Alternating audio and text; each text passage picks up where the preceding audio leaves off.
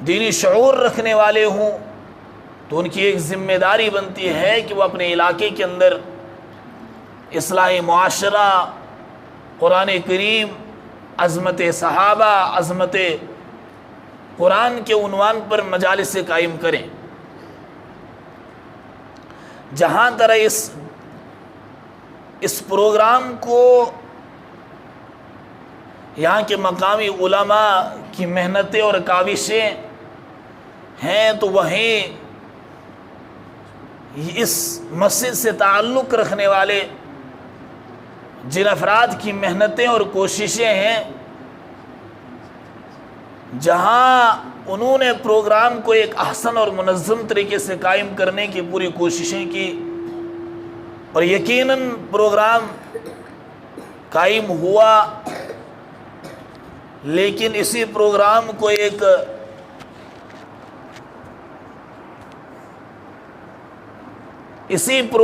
کو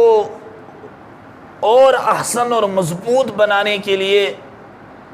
اور خوشگوار بنانے کے لیے ہمیں ضرورت ہے کہ علاقے سے تعلق رکھنے والے لوگ کہ وہ مجلس میں آئیں، مسجد میں آئیں، جس کی وجہ سے پروگرام اور منظم اور احسن بنے گا، خوبصورت بنے گا۔ تو اس کے لیے جو افراد ادھر ادھر باہر رہیں تو وہ مسجد پاک میں تشریف لائیں، تاکہ جو ضرورت ہمیں محسوس ہو رہی ہے اس ضرورت کو پورا کریں۔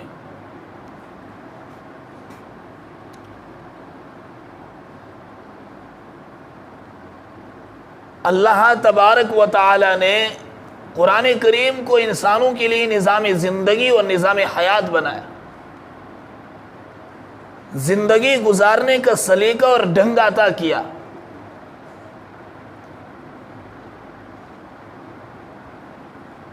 جہاں آئے روز سینکڑوں واقعات ایسے ہیں کہ لوگ ارتداد کے شکار ہیں، تو جو ارتداد کے شکار ہیں وہ ایک ہماری ذمہ داری ہے کہ ہم معاشرے کے اندر، اپنے علاقوں کے اندر، اپنے مساجدوں کے اندر آئے روز پروگرامات اصلاحی معاشرہ کے عنوان سے تفسیری حلقے قائم کریں، تاکہ لوگ اس ارتداد سے اور بددینی سے بچیں۔ اور اس پروگرام کا مقصد بھی وہی ہے کہ ہماری جو معاشرے کے اندر برائیاں ہیں، معاشرہ جس رخ پہ جا رہا ہے اس سے عیاں کر دیا جائے کہ یقیناً ہمارا وہ راستہ نہیں ہے۔ اس پروگرام کا مقصد اصل یہ ہے کہ ہمارا اصل راستہ کیا ہے اور ہم کس راستے پر جا رہے ہیں۔ مسلمان کا اصل مقصد زندگی کیا ہے اور مسلمان مقصد زندگی کو چھوڑ کر کہاں کی طرف جا رہا ہے۔ اس کے لیے قرآن کریم کی مقدس ترین کتاب رسول اکرم صلی اللہ علیہ وسلم کی حیات طیبہ اور پھر حضرات صحابہ کرام رضوان اللہ تعالی علیہم اجمعین کی پوری زندگی کا خلاصہ۔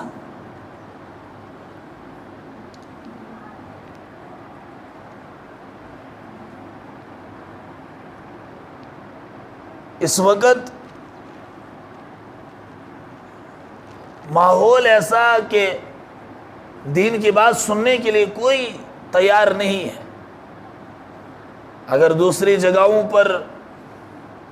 رقص و سرور کی محفلیں ہوں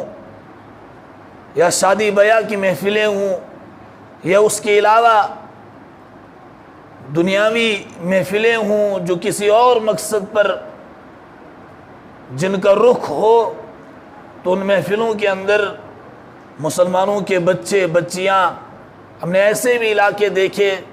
کہ جہاں دور تک دین کا کوئی تصور نہیں رہا ہے، اور انہی علاقوں کے بچے اور بچیاں ان محفلوں کے اندر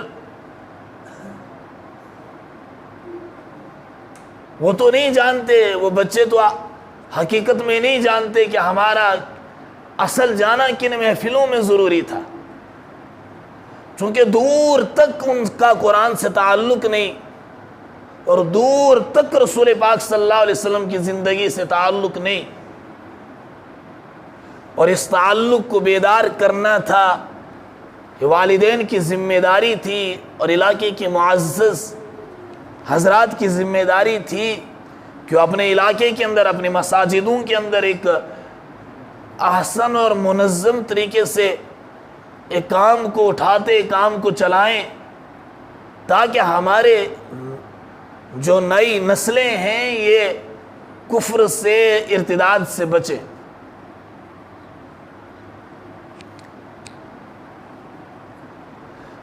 اگر آج ہم اسی بے حسی کے شکار رہے، غفلت و سستی اور کاہلی کی چادریں اوڑھ رکھی، تو وہ دن دور نہیں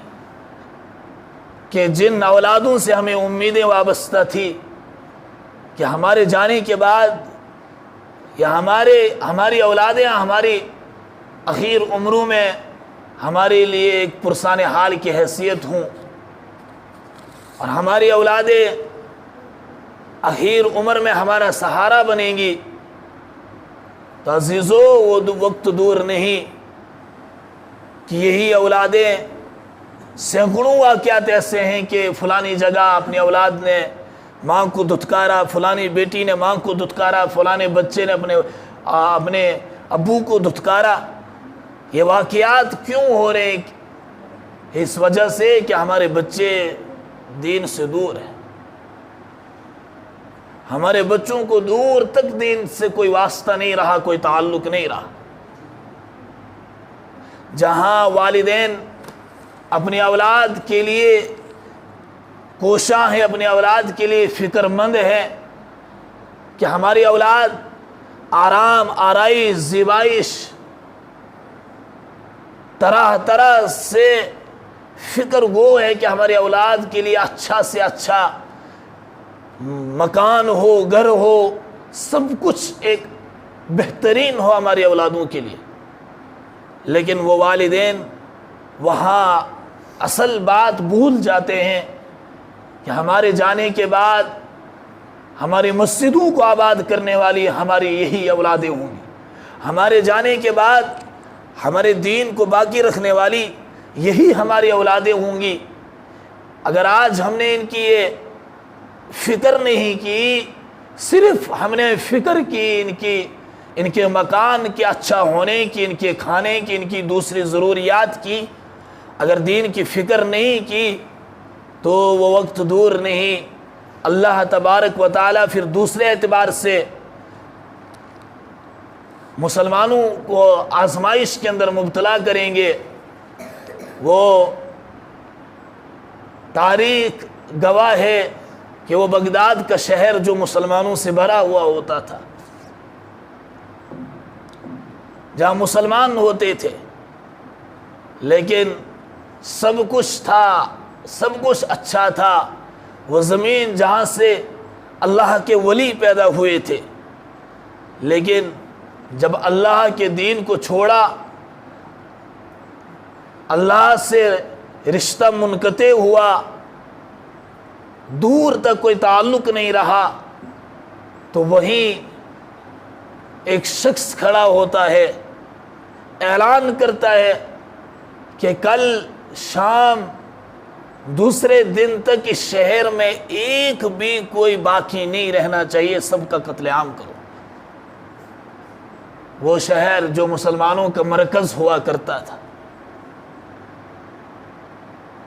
اعلان کیا کہ میں اللہ کی طرف سے بھیجا ہوا ہوں تمہارے لیے، اور جب دیکھا تاریخ گواہ ہے کہ سب کچھ صفایا کر دیا، پورے شہر سے مسلمانوں کا نام و نشان مٹ گیا۔ اللہ کا نظام دیکھو، نظام کیسا ہے۔ وہی لوگ جنہوں نے مسلمانوں کا صفایا کیا، نام و نشان مٹا دیا، عرب کے ذریعے سے انہی لوگوں کے دامن میں اسلام کی دولت آتی ہے، وہ جب ان کے دامن میں اسلام کی دولت آتی ہے، بعد میں وہی لوگ جو اس وقت قاتل تھے، مارنے والے تھے، بعد میں وہی لوگ اسلام سے مشرف ہوتے ہیں۔ پتہ چلا کہ اگر ہم قرآن سے دور رہے، رسول پاک صلی اللہ علیہ وسلم کی زندگی سے دور رہے، تو قرآن کریم کی آیتیں ہیں وَإِن تَتَوَلَّوْا يَسْتَبْدِلْ قَوْمًا غَيْرَكُمْ ثُمَّ لَا يَكُونُوا أَمْثَالَكُمْ، تم میرے دین سے روگردانی کرو گے، منہ پھیرو گے، تو میں تمہاری جگہ دوسری قوم کو پیدا کروں گا۔ حقیقت یہ ہے کہ ایک طرف سے انسان کو رونا آتا ہے، دین مٹ رہا ہے، سنتیں مٹ رہی ہیں، رسول اللہ کا دین مٹ رہا ہے، لیکن مسلمان کو ٹس سے مس نہیں ہے۔ نمازیں زندگیوں سے فوت ہوتی جا رہی ہیں، اللہ کے احکامات سے روگردانی ہوتی جا رہی ہے، بلکہ میں یہ کہوں کہ گناہ سرعام ہو رہے ہیں، لیکن مسلمان کو ٹس سے مس نہیں ہے، کہ پیارے نبی صلی اللہ علیہ وسلم کی سنتیں مٹ رہی ہیں، ان کا دین مٹ رہا ہے، لوگ سرعام گناہوں کے اندر مبتلا ہیں۔ تو وہ ایک دکھ اور ایک درد جو ہونا چاہیے تھا، اس درد سے اس وقت مسلمان خالی ہے۔ حالانکہ پوری زندگی ہم نے اللہ رب العزت کی نعمتوں کو کھایا، ہم نہ دنیا میں اپنی مرضی سے آئے تھے، نہ دنیا سے اپنی مرضی سے جائیں گے، آئے بھی رب العزت کی مرضی سے اور جانا بھی رب العزت کی مرضی سے۔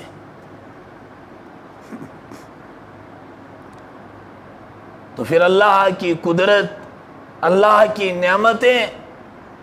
عیاں ہیں۔ خود اللہ تبارک و تعالیٰ کہتے ہیں کہ انسان تو اپنے اندر دیکھ، اپنے جسم میں دیکھ، پہچان، تجھے یہاں میری قدرت کے کرشمے نظر آئیں گے، تجھے کہیں اور دور نہیں جانا ہے، تجھے کہیں اور مجھے پہچاننے کے لیے نہیں جانا ہے، بلکہ تو اپنے اندر غور کر، تدبر، فہم کر، لڑا اپنے ذہن کو دیکھ، پھر سوچ، تجھے یہاں ہزاروں کرشمے نظر آئیں گے میری کاریگری کا، تو اپنے اندر مجھے پہچان سکتا ہے کہ میرا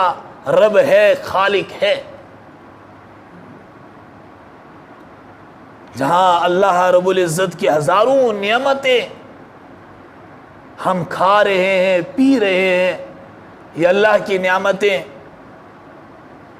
تو کبھی ہماری زبانوں پر شکر نہیں آیا کہ اللہ تیری نعمتیں کھائی ہیں، تیری نعمتیں کھا رہے ہیں۔ تو اگر وہی اللہ رب العزت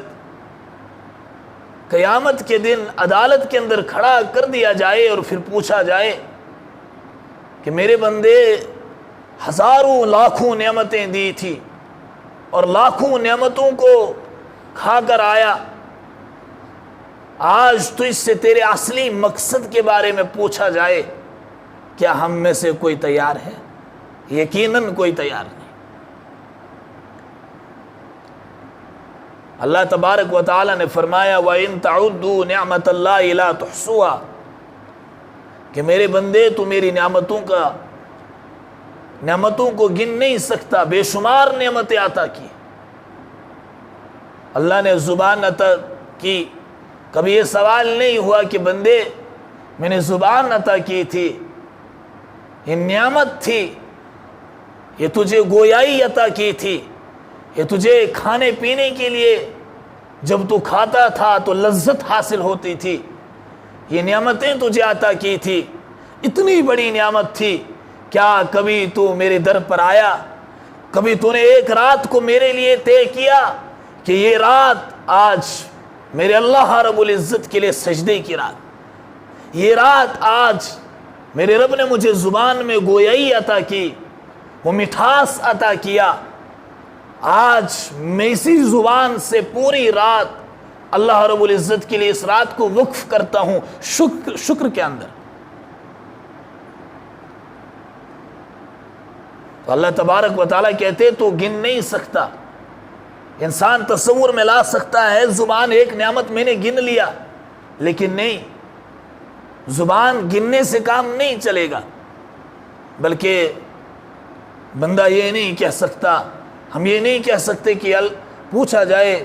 کہ میرے بندے یہ تو بتا آج تک تو نے کھایا کیا کیا، کتنا کھایا، کیا کیا کھایا، کتنا مزہ چکھا، کیا کیا بولا، کتنا بولا، کس کس کو بولا.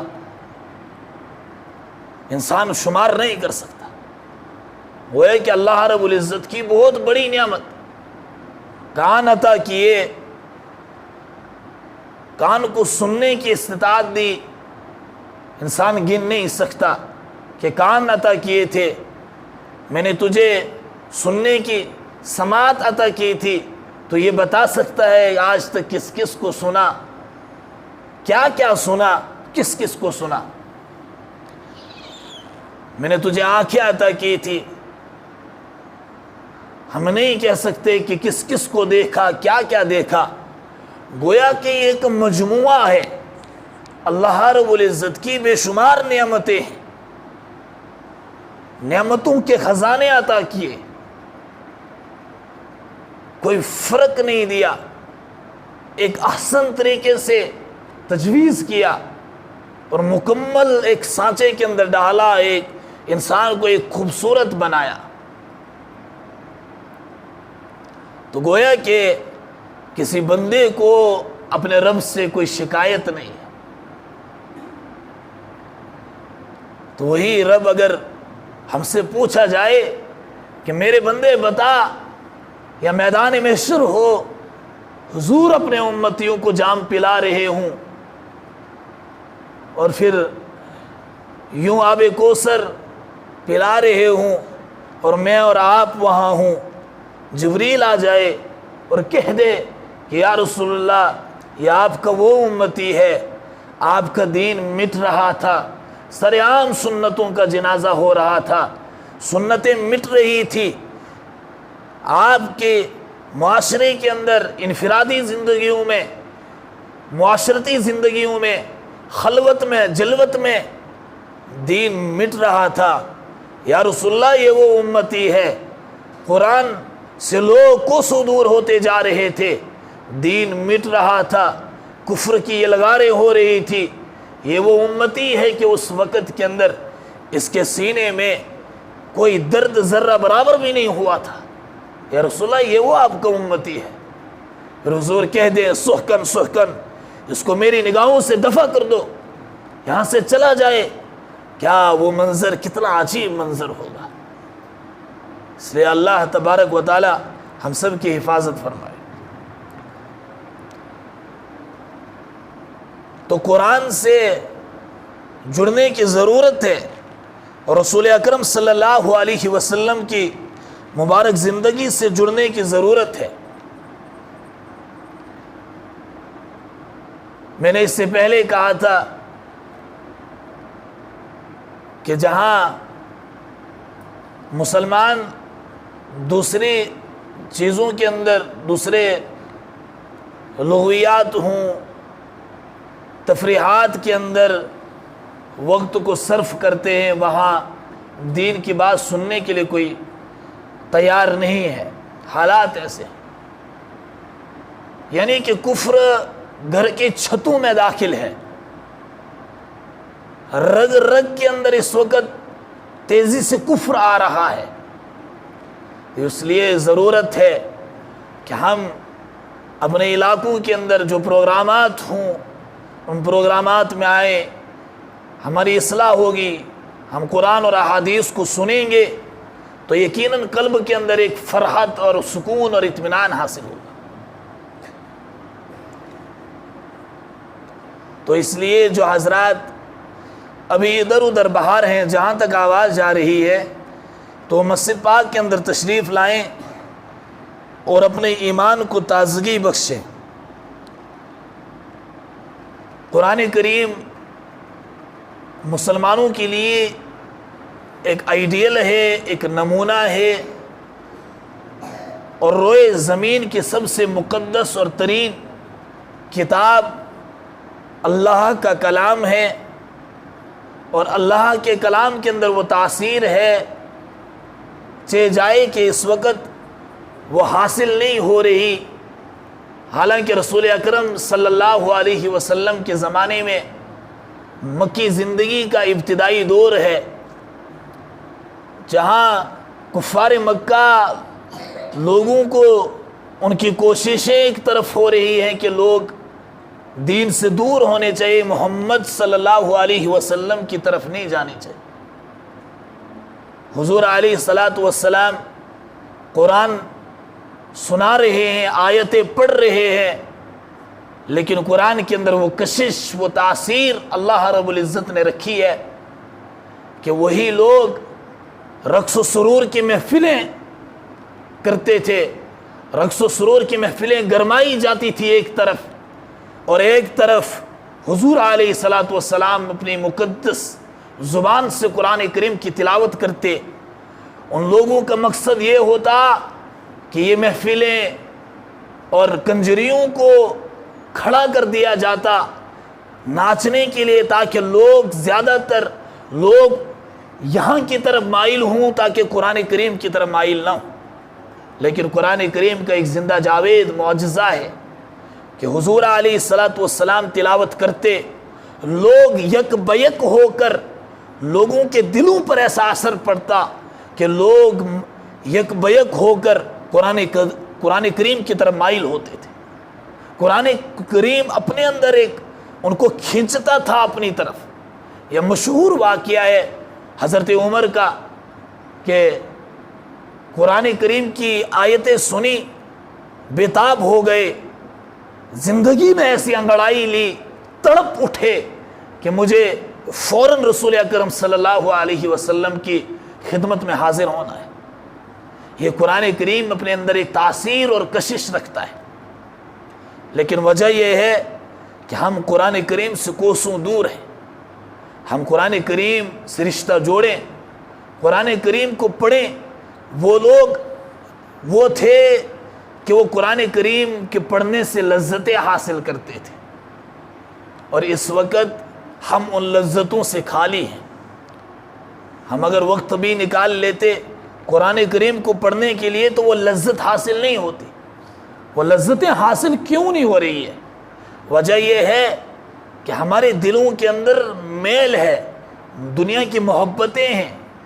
دلوں کے اندر گندگیاں ہیں، غلاظتیں بری ہوئی ہیں۔ یہ دل آہستہ آہستہ آہستہ آہستہ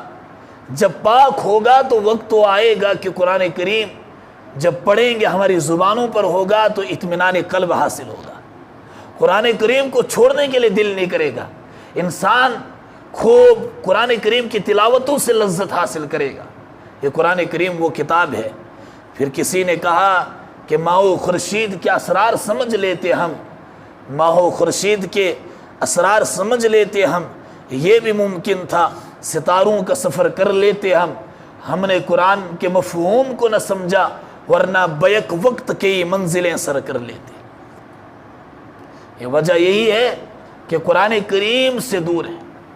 اور ایک مشہور روایت ہے جو قرات میں پڑھائی جاتی ہے، وَلَقَدُ بِالتَّجْوِيدِ حَتَمُ اللَّازِمِ مَن لَّمْ يُجَدِّدِ الْقُرْآنَ عَاصِمٌ۔ لیکن یہ روایت عوام الناس کو کون بتائے گا کہ ایک چھوٹی سی معمولی سی بات ہے کہ ایک تا کی جگہ پا اور ایک سا کی جگہ سین پڑھا جائے اور قرآن کریم کا معنی بدل جاتا ہے، ترجمہ بدل جاتا ہے۔ اور جب بعض اوقات تو یہ کہ نماز سرے سے ختم ہو جاتی ہے، سرے نو نماز کو پڑھنا پڑتا ہے۔ ان چیزوں سے عوام الناس کو یہ کون بتائے گا؟ یہ ذمہ داری ہے، علماء کی ذمہ داری ہے کہ وہ عوام الناس کو آگاہ کریں۔ کتنی باریکی سے ہمیں پھر سوچنا ہے کہ قرآن کریم سے کتنا جڑنے کی ضرورت ہے، ہمیں باریکی سے اپنے مقامی علماء سے کتنا جڑنے کی ضرورت ہے۔ لیکن دوسری طرف ہم دیکھتے ہیں کہ حال ایسا ہے کہ اسی قرآن کریم کے تقدس کو پامال کر رہے ہیں، اور قرآن کریم کی عفت کو داغدار کر رہے ہیں، اور قرآن کریم کے اوراق، قرآن کریم ہم سے کیا مطالبہ کر رہا ہے؟ قرآن کریم اپنا ایک انٹروڈکشن کرتا ہے کہ میں عقبہ ہوں، میں تیرے لیے ایک نظام زندگی ہوں، اور تم مجھ سے پڑھ کر وہ سکون حاصل کر، اور تجھے جو سکون ملے گا وہ مجھ سے پڑھ کر حاصل ہوگا۔ قرآن کہتا ہے آ میرے دامن میں آ، جو میرے دامن میں آئے میں نے ان کو اٹھایا ہے۔ قرآن کہتا ہے آ میرے یہاں، مجھے پڑھ، مجھے اپنے دل میں بٹھا، میں تجھے پوری دنیا کی خلافت عطا کروں گا۔ یہ قرآن اپنا تعارف بیان کرتا ہے۔ تو اس لیے ہمیں چاہیے کہ قرآن کریم سے ہم جڑیں، قرآن کریم سے مکاتب کا احسن اور منظم طریقے سے اپنے مسجدوں کے اندر مکاتب کو قائم کریں، اور یہ نہیں کہ صرف ہمارے بچے پڑھیں بلکہ ہم خود بھی قرآن کریم کو پڑھنے والے بن جائیں۔ اور قرآن کریم کا ایک زندہ جاوید معجزہ یہ ہے کہ باقی کتابیں آئی، کتب نازل ہوئی، تورات آئی، زبور آئی، انجیل، باقی جو کتب نازل ہوئی، حضرت داؤد علیہ السلام کو اللہ رب العزت نے کتاب دینی تھی، تو داؤد علیہ السلام سے کہا داؤد اپنے معبد خانے میں تشریف لا، معبد خانے میں تشریف لا، چلا کر پھر میں تجھے کتاب دوں گا۔ داؤد آئے، معبد خانے میں تشریف لائے، اللہ نے کتاب عطا کی۔ حضرت موسیٰ کو کتاب دینی تھی، اللہ رب العزت نے کہا موسیٰ کوہ طور پر تشریف لا اور چلا کر پھر میں تجھے کتاب دوں گا۔ اللہ رب العزت نے کتاب دی، لیکن باری آئی میرے اور آپ کے آقا جناب محمد رسول اللہ صلی اللہ علیہ وسلم کی۔ اللہ رب العزت نے کہا اللہ کے حبیب صلی اللہ علیہ وسلم کبھی مکہ کی گلیوں میں ہیں، کبھی مدینے کی گلیوں میں ہیں، کبھی غار ہیرا اور کبھی غار سور میں ہیں، کبھی کسی غزوے میں شریک ہے۔ جہاں جہاں آپ ہیں قرآن آتا گیا، قرآن نازل ہوتا گیا۔ باقی کتابیں ایک ساتھ نازل ہوئی لیکن قرآن بکھر کر آیا، قرآن اکٹھا نہیں آیا، بکھر کر آیا۔ لیکن قرآن کا معجزہ یہ ہے، باقی کتب نازل ہوئی، ایک تورات آئی تو ایک ساتھ نازل ہوئی پوری کتاب، زبور آئی تو ایک ساتھ پوری کتاب نازل ہوئی، لیکن قرآن کریم کا زندہ جاوید معجزہ ہے۔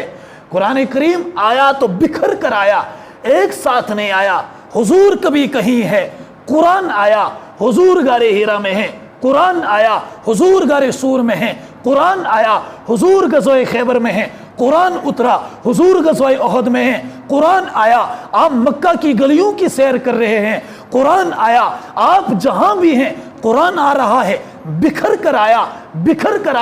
لیکن جڑا ایسا قرآن کریم کا زندہ جاوید معجزہ ہے۔ یہی ایک جملہ آپ کے حوالے کرتا ہوں، آپ کی خوش سماعتوں کے حوالے۔ قرآن کریم کا زندہ جاوید معجزہ یہ ہے، باقی کتب آئی، ایک ساتھ آئی لیکن بکھر گئی۔ تورات ہمارا ایمان، ہمارا عقیدہ ہے، ہم یہ کہتے ہیں تورات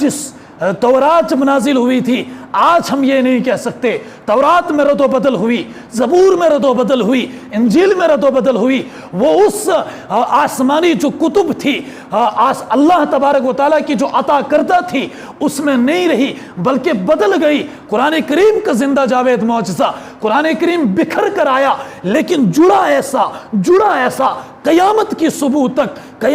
صبح تک لاکھ کوششیں ہوئی، یلغاریں ہوئی، قرآن کریم کو مٹایا جائے، قرآن کریم کی آیتوں کو حذف کیا جائے، لیکن قیامت تک جڑا ایسا، قیامت تک کوئی انسان قرآن کریم کی آیتوں کو تو دور، اس کے حرف اور مد اور شد میں کوئی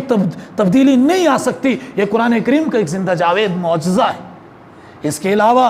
ہم اپنی تاریخ کو دیکھیں، ہمارے ملک ہندوستان کے اندر جب انگریزوں کی حکومتیں تھیں، قرآن کریم کو مٹانا چاہا، بلڈوزر لگے مدارس پر ہیں، بلڈوزر لگے، علماء کو شہید کیا گیا کہ قرآن کریم کو مٹایا جائے، قرآن کریم کو دنیا سے مٹایا جائے، لیکن وہی مدارس، وہی علماء کی دور اندیشی کہ مدارس سے ایسے ایسے حفاظ تیار کیے، کہا کتنوں کو مارو گے آپ، ایک قرآن کریم کو مٹاؤ گے، آپ ایک کو شہید کرو گے لیکن کتنوں کی جان لو گے؟ یہ تو یہ قرآن کریم کا ایک زندہ جاوید معجزہ ہے، یہ سینوں کے اندر محفوظ ہے۔ تو آئیے اسی قرآن کریم کی تلاوت سے، جو قرآن کریم جس نے ہماری سرشت و فطرت کی ترجمانی کی ہے، جس نے انسانی احساسات و جذبات کو ابھارا ہے، جس نے انسانی افکار و خیالات کی منظر کشی کی ہے، تو آئیے اسی قرآن کریم کی تلاوت سے ہم اپنی مجلس کا آغاز کریں۔ تو قرآن کریم کی تلاوت کے لیے میں دعوت دیتا ہوں عزیزم محمد یاسر، حافظ محمد یاسر کو کہ وہ تشریف لائیں اور تلاوت کلام اللہ سے مجلس کا آغاز کریں۔ اس سے جو پھر یہ بات کہتا ہوں کہ جہاں انتظامیہ کی محنتیں اور کوششیں ہیں پروگرام کو ایک مضبوط اور احسن بنانے کے لیے، تو وہاں علاقے سے تعلق رکھنے والے ہمارے غیور نوجوان، ہمارے بزرگ، ہمارے غیور نوجوانوں کو ان کی بھی ضرورت ہے کہ وہ مسجد پاک میں تشریف لائیں تاکہ پروگرام اور ایک احسن اور منظم پروگرام بنے۔ تو اس کے لیے جہاں تک آواز جا رہی ہے تو مسجد پاک میں تشریف لائیں۔